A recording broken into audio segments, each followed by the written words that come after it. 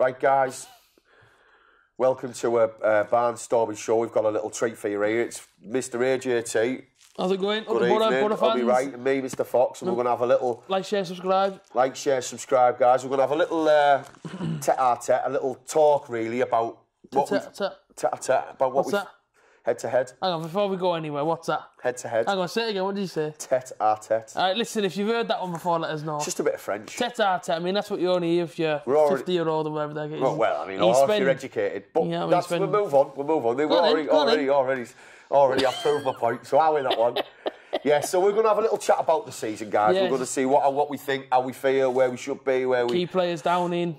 Yeah, key players, Best manager in the league, Depulis. Best manager in the league. These are all points that we're going to talk about. So please get involved, people. We need some comments. We want you to get involved and comment on anything. It doesn't have to be necessarily what we're talking about. Yeah, it could be my beard. Or it could be Wigan's new bus station. It could be your green fleece jacket team going on. Maybe, or more topically, Wigan's new bus station. 15.7 million is spent on that. 15.7 million. So we haven't. We haven't even spent that on the town. Isn't it? Nice, though, isn't it? Oh, so it's mental, though, isn't it? When you think about that, it is mental. Spent more. Dave Whelan. That for me, there is mental, isn't it? What are you spending that on the bus station for, though, really? Hey, Wigan, what are you spending that on a bus station for, that? Your bus pulls in. That could be his, like, gym membership, but it could be mine potentially in a couple of years' time, couldn't it? AJ, that's AJ. Honestly, that's AJ's dinner money, that. Do you know what I mean? Your bus pulls in, you get on, you go off. I mean, how fandangled does it be? Umbrella? Again. Another mad word. You said that again. Fandangled. Fandangled's getting used these. So we had tit for tat, whatever we had. No, we haven't. We'll have that, though. We've had tete-a-tete, tit for tat, and Pierre Van Hooydonk. So... Let's talk football, AJ. So, my friend. This is going to be fun, isn't it? What we'll do is, do you want to break this down? This is not a preview review before we go into it. No, it's just me and AJ chewing the fat, really. So. Oh, that's nice, isn't it? Yeah. So, do we want to... There's no point. That'll be a mouthful, won't it, for everyone? So... Oh, wow. What do you want to do? What's to talk about? We'll talk about it in months. So, we'll start in August. Right, so...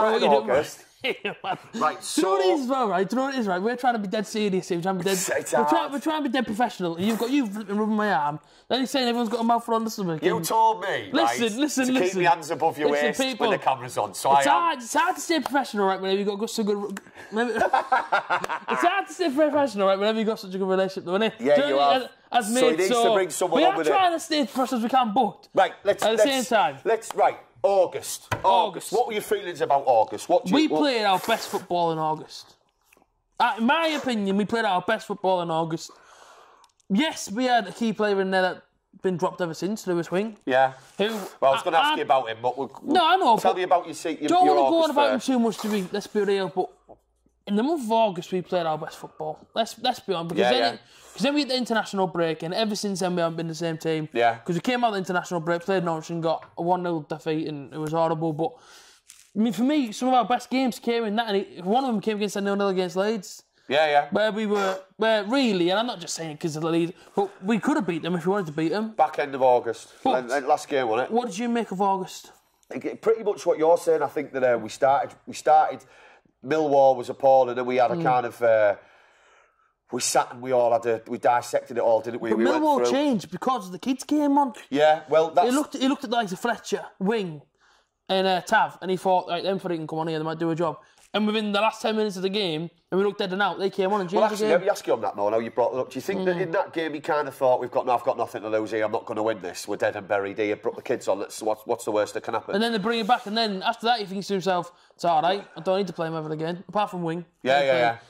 But Tav got an assist in that game. No, I know. Do you know what, though? These are quite a lot of points that you've raised there with it. We'll come back to that because there's a few things that you've said there that we can get back on with, obviously, why haven't they started again? And, Tony Pulis said the way that we thrashed Sheffield United in that game as well. Yeah. Within half an hour, the game was done. First half, we were lethal. I mean, the thing there with the Wing point, just before we go on to the rest of the season, is he's kind of dropped Wing against Leeds because he said he wasn't match fit. Or Bristol City away because he wasn't. I thought he played against Bristol City. Was it Leeds then? Yeah, it would have been Leeds then. He played against Bristol City. Did it? Was it Bristol City or Leeds?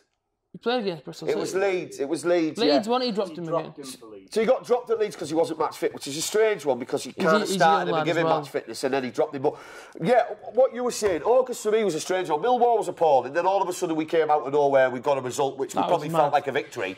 And we kind of put him out. And then as we've seen in hindsight, a lot of teams have gone to Millwall and struggled anyway. So, but yeah, so we were great in August. West Brom for me has been the highlight at home this season. I know AJ's mentioned Sheffield United, but I feel like in the West Brom was a great result. But I'm talking about first half for me, AJ. The way we played and started. Some of the football on the wings, as you mentioned, was brilliant. Some of the little 1-2 shot was involved heavily as well. We miss him, in my opinion. We have missed him, but there was a kind of fluidity to us and a bit of energy and a bit of pace and a bit of like, you know what? I know it was 1-0 in the last minute. We deserved that. They only really had a Dwight Gale chance. Really, that J. Rodriguez kid, he had a shot though. He caused us a few problems. Deflection off Flint, but he did. But overall, we thought like these are going to be up there. We're going to be our peers this season. We're going to be one of the teams to beat, and we look good. Now, the international break kicked in, as you said. We'll talk about September. Norwich rolled along, and now we can all see where Norwich are in the league now. What you hear, man? Norwich rolled along, and it was it was almost as if we'd never seen that team play together before. Yeah, mate, Norwich, you know what it is. I mean, you see me interview after the game, and you see how I describe Norwich. I mean, I don't like the place personally, but the football that day was dire. Yeah. It was the worst I've seen us. And do you know what it is? And it sounds one of them now whenever I say it. It's the worst I've seen Boro, because this season, you could have picked a handful of times I've come out the stadium and said, that's the worst Boro I've seen. Yeah. Do you know what I mean? Yeah, especially at home. And when you look at it, our team, we ain't got a bad team. No. We have a lot of strength and depth in our team. Yeah. We have young kids that can come on and do things. We have experienced players that could be doing different things. And for me, that Norwich game was like, I don't think they've won a game in many games. They haven't won all season. They've been the worst. And that Pucky lad, he couldn't hit a barn door. No, none of them. And they rolled up against us. Look at the league on top of the league. And look, funnily enough, until the Leeds played the other day, they were top of the league. Yeah. Watched that game, and I just thought, we aren't in the same sort of league as anybody else. And then, you know what I mean, weeks go on. But ever since that game, for me, we've sort of just deteriorated gradually. We've gone up and we've beat teams, and we've gone, oh, this is fantastic. And next week you come along and you thought, what? Yeah. You know what I'm saying? I think, totally. And I think the Norwich game, as you said, they've done nothing all season. We've rolled in. Nothing, they were dire. But the thing is with that, that's another point actually, is that pretty much everyone we've played this season who've been poor. Sheffield United are another one, Birmingham City. They're going runs, mate. Yeah, they then go. Then we're looking behind our shoulder thinking, hang on a minute, you were 20th in the league? No, where are you? Millwall, is that going to happen against Wigan? Millwall last season, right? They beat us, then won 16 games unbeaten. Yeah. Well, but before they played us, Norwich crack the same thing. And I think, and I said it before, teams look at Boro, right, and it's a compliment in many ways. It's a compliment that people look at us and say, right, when we play Boro, if we can get anything, it's like winning the FA Cup this. But do you not think that then that becomes down to a Boro thing psychologically, where we can't raise our game when the other team raises their game against us? Do you think we've suffered from that? We overlook teams, mate. Our players and whatever else, look, I'm sure they look at teams and they go, these are where these, we'll run over these. And 9 times out of 10, it's almost takes it back. Rotherham at home's a perfect example of that, AJ. It takes it back to when we were in the Premier League and you play the likes of Chelsea, Man United, and they do what we're doing the clubs now. And they say to any Boro, we turn them up. And then we go there and we Chelsea twice, United 4-1, and they have Ronaldo and they had everyone else on the pitch. Yeah. And I feel like that's what we're doing now. We're getting a bit caught up in it all, we think. Glory days. Rotherham United at home, right, with the, you know, I mean, this, that and the other. They look like a bloody tin pot club with no disrespect to them. This would be a 3-0. Well, they're a team that if they stay in the Championship, all Rotherham fans will be happy with that. That's how I see it, for example. That's how I see it. Yeah, and I agree with it. I think the team's definitely raised the game against us. I think that's been from a long time ago, right from maybe the Brian Robson era, right back, you know, maybe even before that slightly, but especially from that point with Boro when they turned into a team full of superstars and like everyone thought war. And then that's been the same for 15, 20 years now. And I feel as if that's been our biggest problem in general over the years, is that whether we've got enough attacking players, enough defensive players, or whatever the kind of key issue is, we've always struggled psychologically to raise a game against a team like a Rotherham. Something worried me today when I seen it in the Evening Gazette. we have to get Braithwaite back to his best. Yeah. Why is it down to the coaches after getting back to his best? Why can't he in his brain say, but I want to be the best in this football club? Well, I think there's something within that where it's the player stops and then the coach takes over. I think it's got to be, players got to want it as much as he's getting coached. You know, you can only lead a horse to water, to say, isn't it? Yeah, It doesn't matter how hard it takes you to get it there. But I think there's been a lot of onus.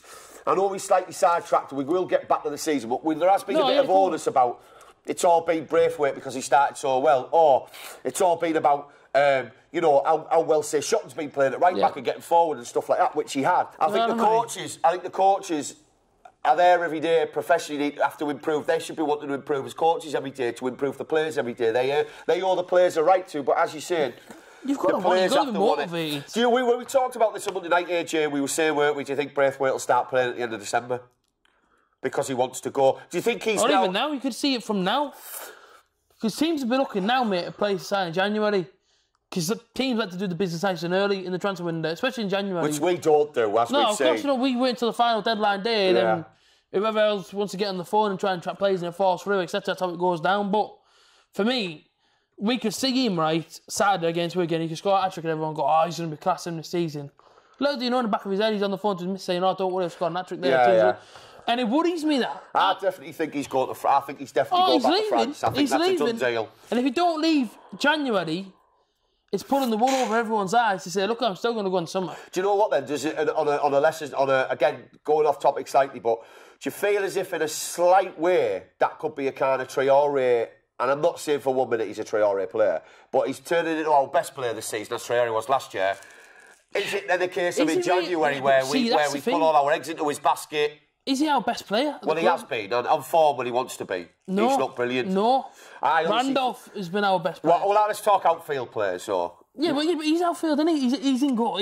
Let's talk about players that can score goals then. Let me put it that way then. Well, even on play, I'm not trying to argue you or whatever here, but somebody's got more goals than him. No, but what I'm saying is the player that we saw in Braithwaite, and we've only just moved into September here, but the player that we saw in August in Braithwaite was the best player in the Championship for those 4 weeks. And I don't know whether that was other players not kicking in yet. Who affected the link-up play, though? Well, it was Shotton, Braithwaite and Sombalonga, wasn't it? Sombalonga and Braithwaite, though, they were the ones spoke about in interviews and whatnot in August, because they had the partnership.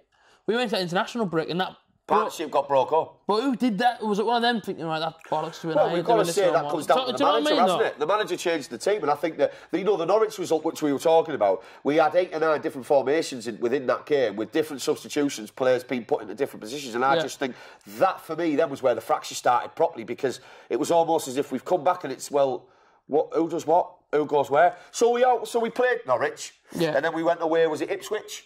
No, that was October. So let's take the fixture list on me. We'll have to get the fixture list up here. So we had Norwich, and then we had someone at home. Was it Bolton? Yeah, I think it was someone like that. Yeah. Was it Bolton at home when it was a 1-0, wasn't it? Do you know what it is? Really sorry, Boro fans out there. It was, Norwich, Bolton at home, then Swansea, and then Hull away. So obviously, within that then, the Swansea result was a 0-0. We could have won it. We had maybe one chance. No, fans are going ballistic at the end of that game. There was a poor team, but it was a poor game in general. But again... But it could have, should have, innit? Do you know what I worry for the most now is... You look back, and because I've got it before now, it's helpful. 3 points at Swansea could have been done.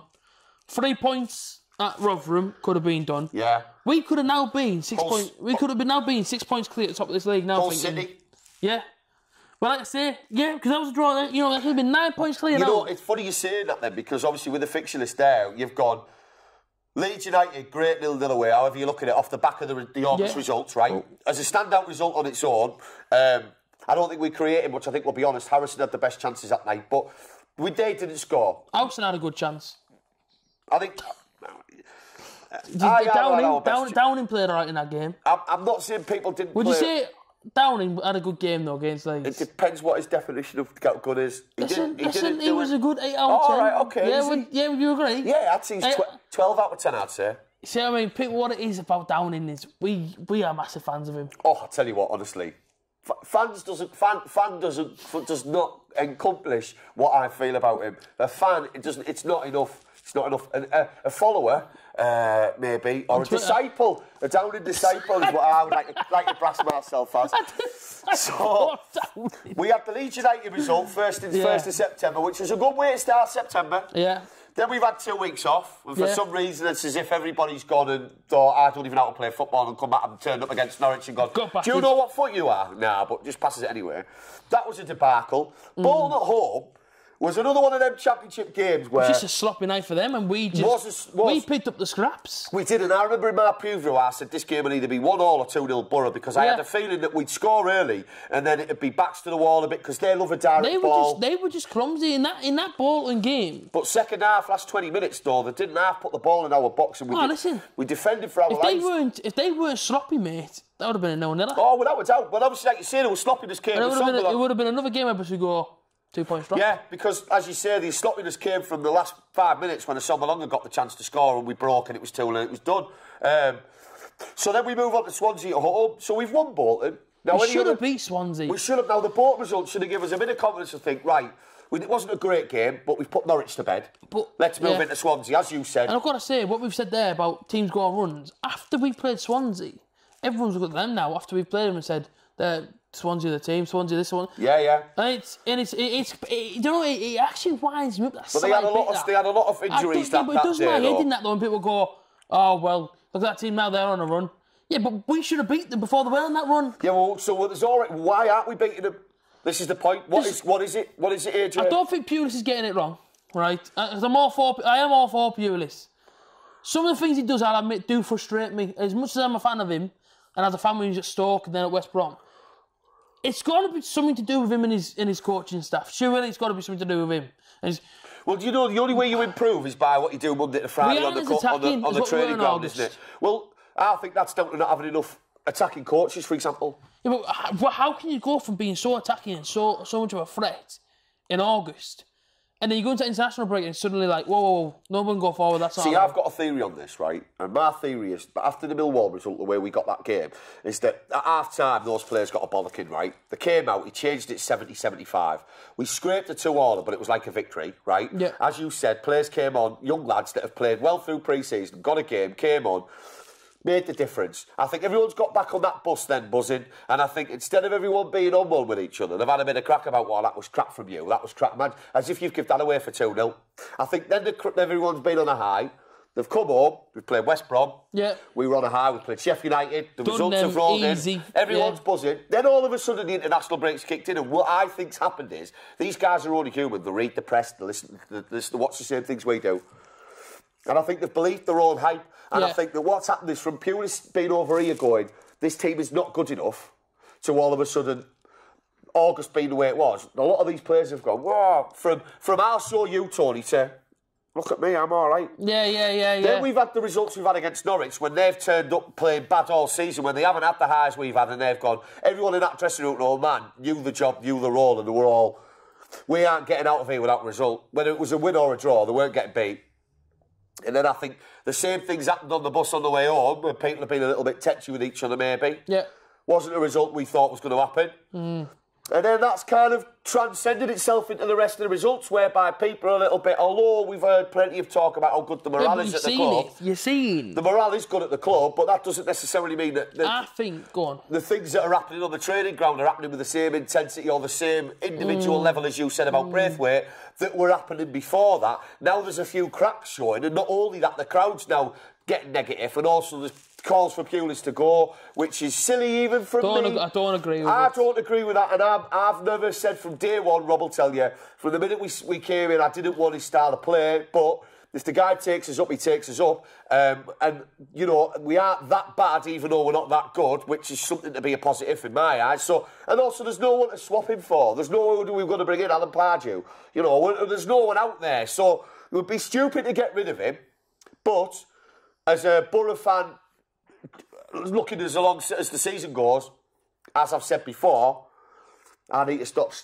Sorry, guys, I think I'm allergic to A.J.T. It's me hay fever. I don't. I've said for a while, like I say, almost a year, that long term he's not the man for me. But why not though? Why not? Because I don't like the way we play football. And I think there comes a time where you've, like, as a Forest proof this season. Let me ask you. Well, let me say this as an example, because it's not just born out of hatred or just nonsense. No. Forrest came and showed us what a team can do that are organised, that are disciplined, but also have individual coaching or individual players. Darby did the same thing, didn't he? Darby did the same thing, and I just think we ain't going to match that this season, no matter who we bring in, because I think that it's wrong behind the scenes, and that's of no. It's not a criticism. It's just an observation for me that the logic, as you said there. Well, why is it as it is? If you do something wrong, and you go and learn what you've done wrong, and you've learned how to coach, you get coached how to do it right, then you won't keep making those mistakes. Do you think he's trying? Do you think? Do you think that we're just at the level we're at? I see in our team player power, mate. Player saying, "I don't need to be on that team sheet. I'm already on that team sheet." What, like a Downing? On a Monday, like a Downing. Like Saturday. As much as I love Stewie Downing, Saturday told me a lot about our squad. It told me a lot about our team and the way that everyone is. Downing comes off, looks straight at Woodgate. They've also got that connection through family, whatever, doing this to him. I'm not being funny, but Lewis Wing stood there when they come on. He's not doing this to him. No, Lewis Wing's earned his right. Player power in that team, and it's wrong. Nah, I agree and we with were that. saying the other night, weren't we, about the poison that. It wasn't just us. Everyone was saying it before when Downing was here last time. Yeah. And Woodgate was here, and everyone was saying, them two need to go because there's a poison there. Yeah. I honestly feel like it's still there. Well, then that brings me. If he's coming off and looking straight at Woodgate and going, why isn't he looking at Pearce and going? Yeah, I agree with that. I just didn't want to be the one that brings it up because I feel as if I have a Stewie Downing stick, and it's not. It's because I see stuff and I think that's not right, and I don't have an issue with him as a player because I think in there's a talented player. For me now, as much as I love Downing, I'd drop him now and say, no. Yeah. Until you sort your head out and your attitude has to be spot on. Yeah. You're not getting in the You're team. not bigger than the club. And that's the problem we've got at Boro, which we've had since Karanka, where players believe they're bigger than the club. Yeah, of course and Gibson endorses that, I think, because if he didn't, he'd make sure it doesn't happen. Now, I've always thought that, and I've always had a problem with how Gibson runs the club, because up until I did this, I was naive and I used to think that he was a god. And what he's done for our club has been immense. But that's gone now. You need to move on, either evolve us or sell us, or do something where we can take the next step as a club and a bunch of fans. And for me, that is in itself, that little microcosm of a face, that little detail, as you said, showed a lot.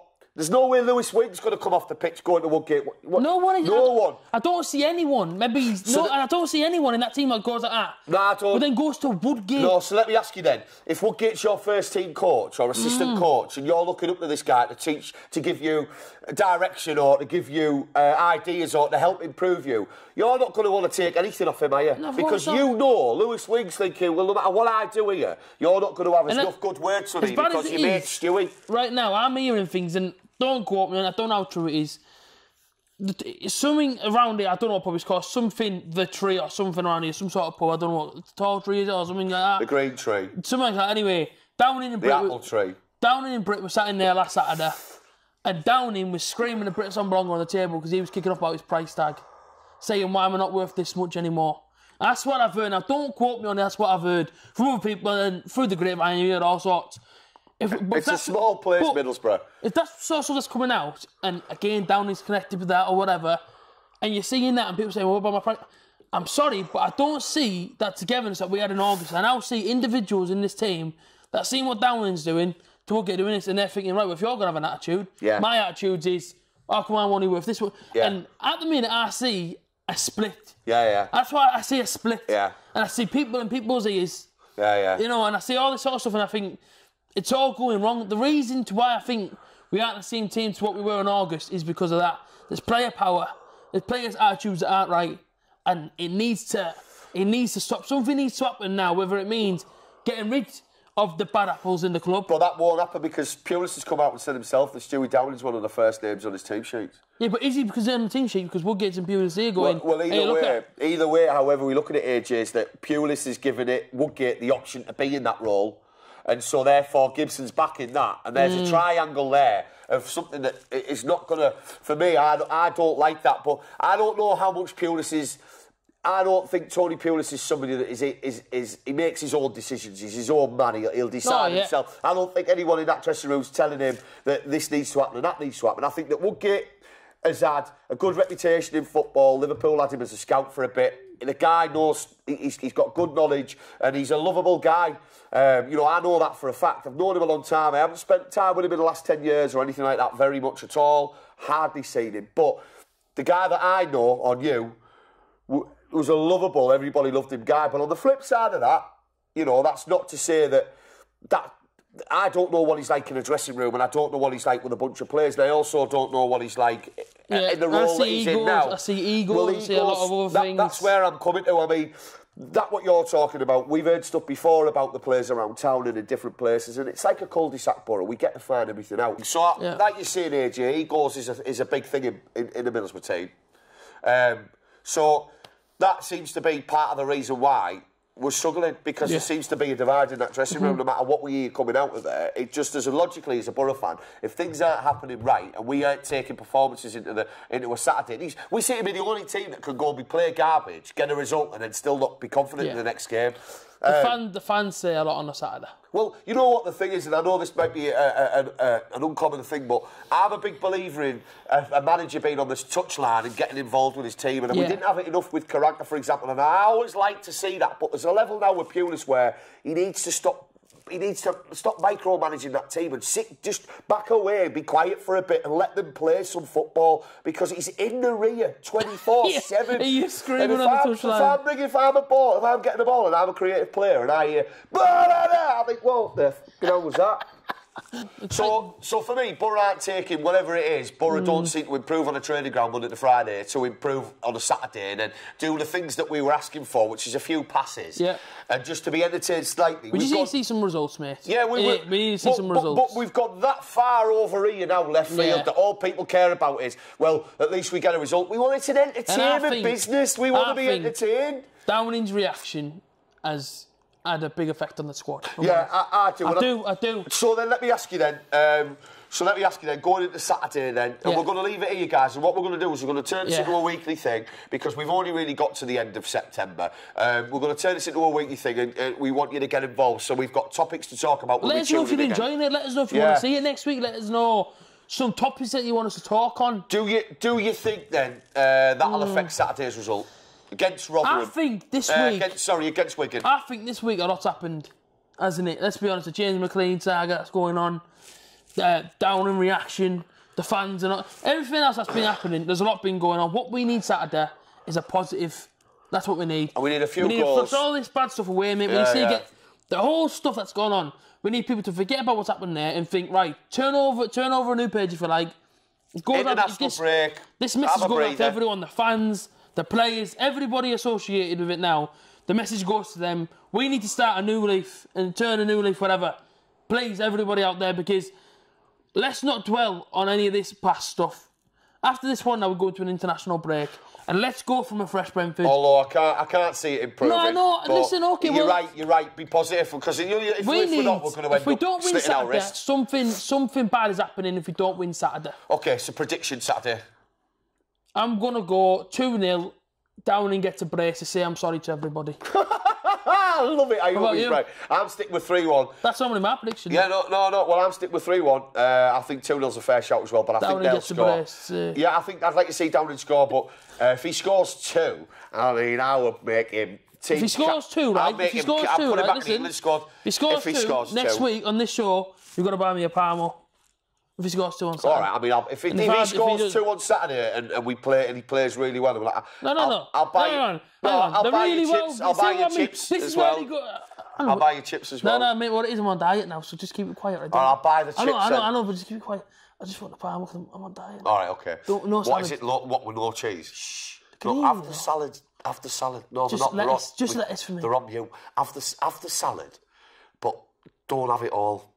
Why, do you want some? No, because you've got to at least look healthy. Have it on your plate, mix it. Yeah, anyway. We'd have. I think that's a good idea, salad. So. Anyway, Boro fans and local fans and every single fan in the world, thank you for tuning in tonight. Cheers, guys. To possibly the 2 best looking people on this channel. And the other one's not on though. I've been A.J.T, that's been Foxy. So it's good night from me and it's good night from him. Yeah, cheers for watching. Cheers, like, comment, share, subscribe. Peace out.